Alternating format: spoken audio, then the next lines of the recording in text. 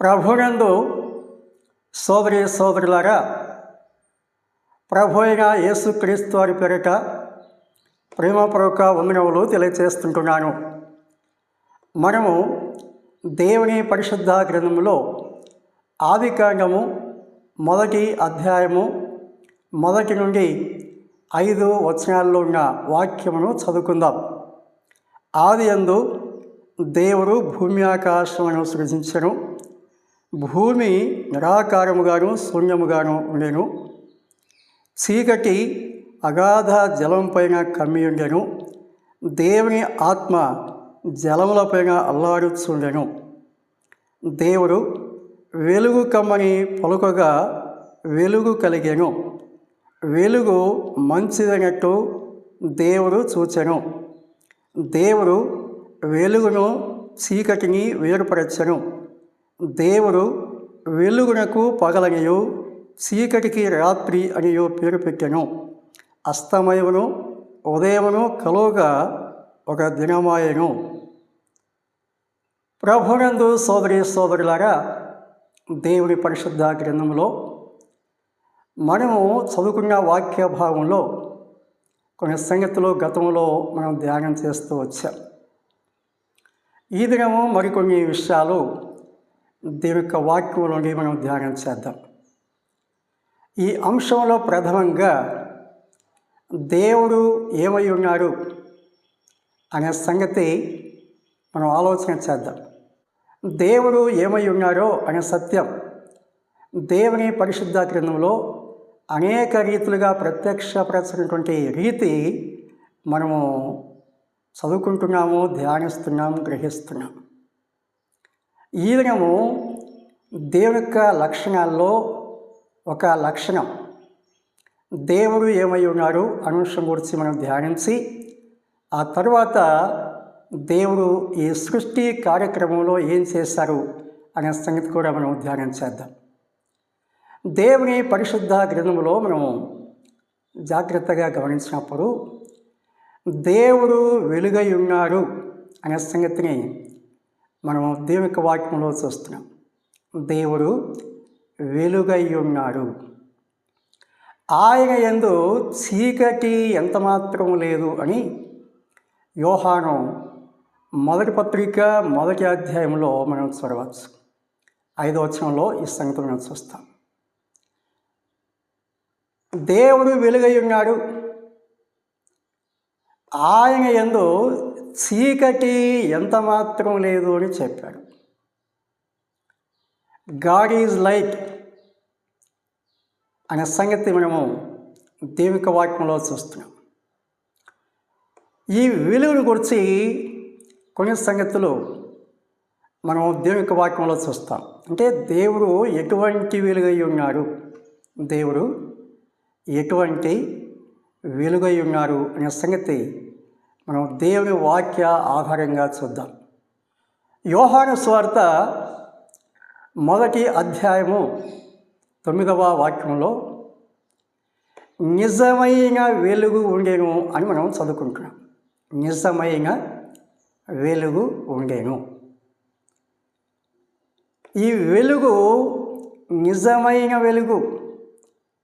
నిజమైన వెలుగు అని ఎప్పుడైతే మనము చదువుకుంటున్నామో దానికి వేరుగా నిజము కాని వెలుగు కూడా, కల్పించబడిన వెలుగు కూడా ఉన్నది అనే విషయం కూడా అందులోనే మనం గమనించవచ్చు.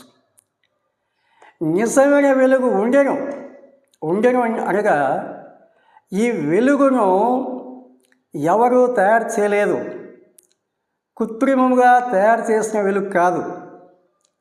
మానవుని యొక్క జ్ఞానం ద్వారా తయారు చేసిన వెలుగు కాదు. దేవుడు తనంతట తానే వెలుగై ఉన్నాడు. మనం ముందుగా ఆలోచన చేసినట్లుగా ఆయన యందు చీకటి అనగా పాపము ఏమాత్రము లేదు అని చెప్పాడు. ఇక్కడ నిజమైన వెలుగు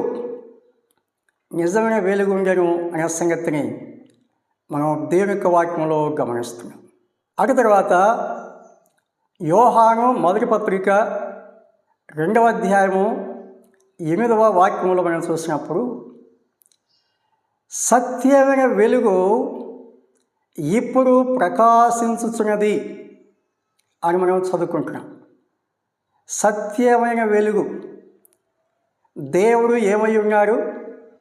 నిజమైన వెలుగై ఉన్నాడు. దేవుడు సత్యమైన వెలుగై ఉన్నాడు. ఆ వెలుగు ప్రకాశిస్తున్నది అని ఆ వాక్య భాగంలో మనము చూస్తుంటున్నాం. మూడవదిగా యెషయా గ్రంథము 60వ అధ్యాయము 20వ వాక్యంలో ఈ రీతిగా మనం చదువుకుంటున్నాం.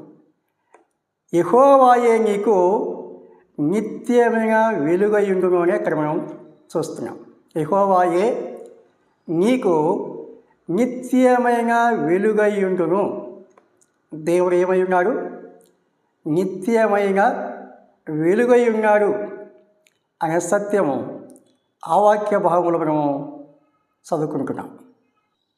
నాలుగవదిగా యోహాను సువార్త 8వ అధ్యాయం 12వ వాక్యంలో మనం చూసినప్పుడు ప్రభువైన యేసుక్రీస్తు వారు తెలియజేసిన సత్యమును మనం చూస్తున్నాం. నేను లోకమునకు వెలుగై ఉన్నాను అని చెప్పాడు. నేను లోకమునకు వెలుగై ఉన్నాను. నన్ను వెంబడించువారు చీకటిలో నడవక జీవపు వెలుగు కలిగి ఉండును అని ప్రభు చెప్పాడు. యేసుక్రీస్తు ప్రభువారు చీకటి మయమయ్యున్న ఈ లోకానికి యేసుక్రీస్తు ప్రభువారు వెలుగై ఉన్నారు. ఆ వెలుగు ఎలాంటి వెలుగు అని మనం చూసినప్పుడు జీవపు వెలుగు అనే సంగతి ఆ వాక్య భాగంలో మనం చూస్తున్నాం. జీవపు వెలుగు. ఐదవదిగా మత్తయి సువార్త 4వ అధ్యాయము 16వ వాక్యంలో గొప్ప వెలుగు అనే మాట మనం చూస్తుంటున్నాం. గలిలయ ప్రాంతానికి యేసుక్రీస్తు ప్రభువారు వెళ్ళినప్పుడు పాత నిబంధనలో చెప్పిన ప్రవచనం అక్కడ గుర్తు చేయబడింది. చీకటిలో కూర్చున్న ప్రజలు గొప్ప వెలుగును చూచారు అని అక్కడ మనం చూస్తున్నాం. చీకటి ప్రాంతానికి లేక చీకటిలో జీవిస్తున్న మానవాళికి గొప్ప వెలుగుగా ఉదయించిన వారు ప్రభువైన యేసుక్రీస్తు వారు అనే సత్యం ఆ వాక్య భాగాల్లో దేవుడు మనకు తెలియపరుస్తుంటున్నాడు. ఆరవదిగా మనం చూసినప్పుడు అపోస్తలుల కార్యాలు 26వ అధ్యాయము 13వ వాక్యంలో ఆ దమస్కు మార్గంలో సౌలుకు ప్రత్యక్ష వెలుగును గురించి మనము చదువుకుంటున్నాం. ఆ వెలుగు ప్రభువైన యేసుక్రీస్తు వారే అనే సంగతి కూడా ఆ క్రింది వాక్యాల్లో మనం చదవచ్చు. ఆ సందర్భంలో పౌలు ఏమైనా సాక్ష్యం ఇచ్చారంటే మిక్కిలి ప్రకాశమానమైన వెలుగు నా చుట్టూ ప్రకాశించను అని సాక్ష్యం ఇచ్చారు. సూర్య తేజస్సు కంటే మిక్కిలి ప్రకాశమైనటువంటి వెలుగు. యేసుక్రీస్తు ప్రభువారు ఎవరు? సూర్యుని ప్రకాశం కంటే మిక్కిలి ప్రకాశమైనటువంటి వెలుగై ఉన్నారు అనే సంగతి దేవుని యొక్క వాక్యంలో మనం చూస్తుంటున్నాం. ఏడవదిగా మనం చూసినప్పుడు పేతురు మొదటి పత్రిక 2వ అధ్యాయము 9వ వచనంలో పేతురు ఇచ్చిన సాక్ష్యం ఆశ్చర్యకరమైన వెలుగు అని పేతురు ఇక్కడ సాక్ష్యం ఇస్తున్నాడు. చీకటిలో నుండి ఆశ్చర్యకరమైన తన వెలుగులోనికి దేవుడు మిమ్మల్ని పిలిచారు అని పేతురు ఇక్కడ సాక్ష్యం ఇస్తున్నాడు. 7 రకాలుగా దేవుడి యొక్క వెలుగుని గురించి దేవుడు వెలుగై ఉన్నాడు. ఆ వెలుగులో ఉన్నటువంటి గొప్పతనమును మనం దేవుని వాక్యంలో గమనిస్తున్నాం. ప్రభునందు సోదరి సోదరులారా, దేవుడు ఏమై ఉన్నాడు అనే సంగతి దేవుని వాక్యంలో దేవుడు తెలియపరుస్తున్నాడు. అంతేకాదు, ఇంకా దేవుని నమ్మని వాడు ఈ ప్రాముఖ్యమైనటువంటి సత్యాన్ని ఖచ్చితంగా ఎరగాలి. దేవుడు వెలుగై ఉన్నాడు. నిజమైన వెలుగు ఉండేను, కల్పింపబడిన వెలుగు కాదు. తనంతట తాను ఉన్న వెలుగు. ఆయనే తేజస్సు గలవాడు అనే సంగతులు దేవుని యొక్క వాక్యంలో మనం చూస్తుంటున్నాం. దేవుడే మహా వెలుగై ఉన్నాడు అని దేవుడు తన గ్రంథములో తెలియపరుస్తుంటున్నాడు. అంత మాత్రమే కాదు, ఆయన నివసించే ప్రాంతం ఎలాంటిది మనం చూస్తే సమీపింపరాని తేజస్సులో ఆయన మాత్రమే అమరత్వం కలిగి వసిస్తున్నాడు అని దేవుని యొక్క వాక్యంలో దేవుడు తెలియజేశాడు. సమీపింపరాని తేజస్సు అంత మాత్రమే కాదు, రెఫరెన్స్ బైబిల్లో మనం చదువుకుంటున్నప్పుడు దురవగాహమైన తేజస్సు గలవాడు లేక దురవగాహమైన తేజస్సులో నివసిస్తున్నవాడు అని దేవుని యొక్క వాక్యంలో మనం చూస్తున్నాం. దేవుడు వెలుగై ఉన్నాడు అనే సత్యం దేవుని వాక్య ఆధారంగా మనము గమనిస్తుంటున్నాం. మనం ప్రారంభంలో ఒక వాక్య భాగం చదువుకున్నాం. ఆదికాండం 1వ అధ్యాయం 1 నుండి 5 వాక్యాలు చదువుకున్నాం. అందులో మేము గమనించినప్పుడు 2వ వచనంలో చీకటి అగాధ జలం పైన కమ్మి ఉండెను అని మనం చదువుకుంటున్నాం. ఆ 3వ వాక్యంలో మనం చదువుకున్నప్పుడు దేవుడు వెలుగు కమ్మని పలుకుగా వెలుగు కలిగేను అని ఇక్కడ చదువుకుంటున్నాం. చీకటిని తొలగించిన దేవుడు, వెలుగును కలిగించిన దేవుడు, దేవాది దేవుడు ప్రభువైన యేసుక్రీస్తు వారు అనే సత్యం దేవుని యొక్క వాక్యంలో మనం చూస్తుంటున్నాం. ఆయన వెలుగై ఉన్నారు. అంతేకాకుండా సాతాను వల్ల కలిగిన ఆ చీకటిని తొలగించి ఆ వెలుగును ఆయన కలిగించారు. ఆ సత్యమును మనం దేవుని యొక్క వాక్యంలో చూస్తున్నాం. అంధకారంలో నుండి వెలుగు కలుగాక అని పలికిన దేవుడే మా హృదయములలో ప్రకాశించనని కొరింథీ 2వ పత్రిక 4వ అధ్యాయంలో పౌలు సాక్ష్యం ఇస్తుంటున్నాడు. అంధకారముల నుండి వెలుగు కలుగాక అని దేవుడు పలుకగా వెలుగు కలిగేను. అవును, ఆయన వెలుగై ఉన్నాడు. అంతేకాకుండా ఈ సృష్టి మీద ఆవరించిన చీకటిని లేక ఈ సృష్టిని ఆవరించిన పాపమనే చీకటిని తొలగించి ఆయన వెలుగు కలిగించారు అనే సత్యం దేవుని యొక్క వాక్యంలో మనం చూస్తుంటున్నాం. ప్రభునందు సోదరి సోదరులారా, దేవుడు వెలుగై ఉన్నాడు అని మనం ముందుగా గమనించాం. అలాగే చీకటిగా ఉన్నటువంటి ఈ సృష్టిని దేవుడు వెలుగుగా మార్చాడు అనే సంగతి కూడా మనం చూస్తాం. వెలుగు కలుగుగాక అని దేవుడు పలికినప్పుడు వెలుగు కలిగాను అని మనం చూస్తాం. అంత మాత్రమే కాదు, చీకటి మయమై ఉన్నటువంటి మానవుల యొక్క హృదయాలను మార్చే దేవుడు. ఆ సత్యం కూడా దేవుని యొక్క వాక్యంలో మనం చూస్తున్నాం. ఎఫెసీ పత్రిక 1వ అధ్యాయము 17లో మనం చదువుకుందాం. మీ మనోనేత్రములు వెలిగింపబడినందున అని ఇక్కడ మనం చదువుతున్నాం. ఎఫెసీ పట్టణంలో ఉన్నవారు యేసుక్రీస్తు నందు విశ్వాసించక మునుపు వారి స్థితి ఎలా ఉన్నది చూస్తే వారు అంధత్వంతో ఉన్నారు, చీకట్లో ఉన్నారు. ఏం చేస్తున్నారో, ఎలా జీవితయాత్ర సాగిస్తున్నారో, గమ్యం ఏమిటో తెలియని స్థితిలో ఉన్నారు. అయితే యేసుక్రీస్తు యొక్క సువార్త ద్వారా వారు వెలిగించబడి ఉన్నారు. క్రీస్తుని గురించిన సువార్త విన్నారు, యేసుక్రీస్తుని విశ్వాసించారు, పాపక్షమాపణ పొందారు. వారి హృదయాలు మార్చబడినట్లుగా, వారి మనోనేత్రాలు వెలిగించబడినట్లుగా దేవుని యొక్క వాక్యంలో మనము చదువుకుంటున్నాం. అంత మాత్రమే కాదు, కొరింథీ 2వ పత్రిక 4వ అధ్యాయము 5-6 వాక్యాల్లో పౌలు తన సొంత సాక్ష్యమును ఇలాగూ తెలియపరుస్తుంటున్నారు.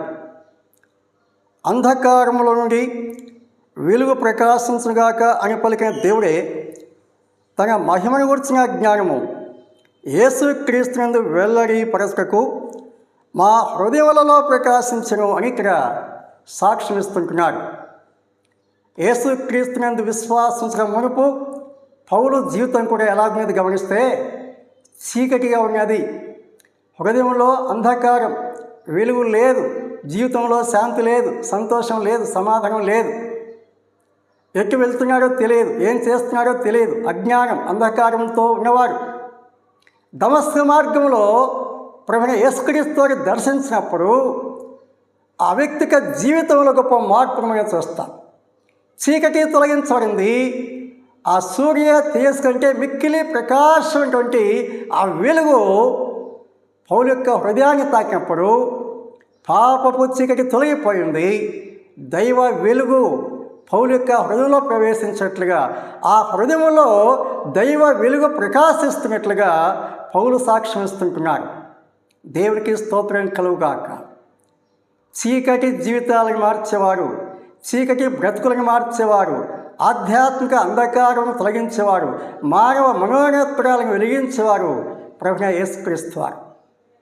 ఈ మాటలు ఆలకిస్తున్న నీవు చీకట్లో ఉన్నావా, పాపంలో ఉన్నావా, మనోనేత్రం వెలిగించడానికి ఉన్నావా, ఏం చేస్తున్నావో, ఎలా జీవిస్తున్నావో, జీవితంలో గమ్యస్థానం ఏమిటో, లోకం విడిస్తే ఏమవుతావో గ్రహింపులేని స్థితిలో ఉన్నట్లయితే క్రీస్తు యేసు యొక్క సువార్త వెలుగు నిన్ను దర్శిస్తుంటున్నది.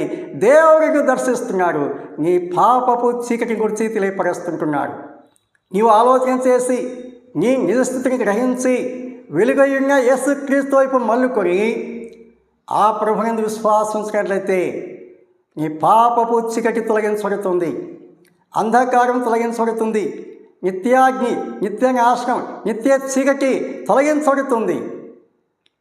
తేజోవాసులైన పరిశుద్ధులతో నీకు సహవాసం కలుగుతుంది. వెలుగైన దేవునితో సహవాసం కలిగి ఉంటావు. వెలుగైన దేవునితో నిత్యం జీవిస్తావు. ఈ గొప్ప భాగ్యం నీవు పొందాలంటే వెలుగైన యేసుక్రీస్తునందు విశ్వాసం ఉంచాలి అని దేవుని వాక్యం తెలియపరుస్తుంది. చీకటిలో నుండి ఆశ్చర్యకరమైన తన వెలుగులోనికి ఆయన పిలిచేవారు అని దేవుని వాక్యం తెలియజేస్తుంది. ఎఫెసీ పత్రిక 5వ అధ్యాయము 8లో మనం చూస్తే, పూర్వము చీకటి అయి ఉంటిరి, ప్రభువునందు ఇప్పుడు వెలుగైనారని చెప్పాడు. యేసుక్రీస్తుని నమ్మకముందు వారు చీకటి అయి ఉన్నారు, చీకటిలో ఉన్నారు. యేసుక్రీస్తునందు విశ్వాసం ఉంచగా చీకటి అంతరించిపోయింది, వెలుగు వారి హృదయాల్లో ప్రకాశించింది. వెలుగు మార్గంలో జీవిస్తున్నారు. ఆ వెలుగు రాజ్యానికి వారు హక్కుదారులుగా తీర్చున్నారు. నీవు యేసుక్రీస్తునందు విశ్వాసం ఉంచున్నావా? పాపం తొలగిపోయిందా? చీకటి తొలగిపోయిందా? నిత్యనాశనం తొలగిపోయిందా? నిత్యాగ్ని తొలగిపోయిందా? ఆలోచన చేసుకొని ఇంకా యేసుక్రీస్తును నీ స్వంత రక్షకునిగా అంగీకరించకపోతే ఇప్పుడైనా యేసుక్రీస్తును నీ స్వంత రక్షకునిగా అంగీకరించి పాపం చీకటి నుండి తొలగించబడి నిత్య జీవం పొందాలని, వెలుగుమయంగా మార్చబడి ఆ వెలుగులో నీవు ఆనందించాలని దేవుడు తన వాక్యం ద్వారా తెలియపరుస్తున్నాడు. దేవుడు తన వాక్యం దీవించి మనందరికీ క్షమార్థమై ఫలింపచేయునుగాక. ప్రభు పేరిట అందరికీ వందనాలు తెలియజేస్తుంటున్నాను.